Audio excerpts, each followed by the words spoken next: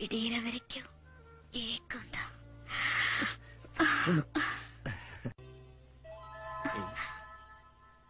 பகலெல்லாம் கஷ்டப்பட்டு களைச்சு வர புருஷனுக்கு மனைவி கிட்ட இருந்து கிடைக்கக்கூடிய ஒரே ஒரு சுகம் என்னன்னு தெரியுமா? புருஷன் தான் பொண்டாட்டிய அணைக்கணும். இந்த பொண்டாட்டிய புருஷனை அணைக்க வச்சிடாதீங்கன்னு சொன்னேன்ல, இப்ப நீ அணைக்கிறியா இல்ல நான் அணைக்கட்டுமா? நான் என்ன அணைக்க சொல்லல, விளக்கு அணைக்கத்தான் சொன்னேன்.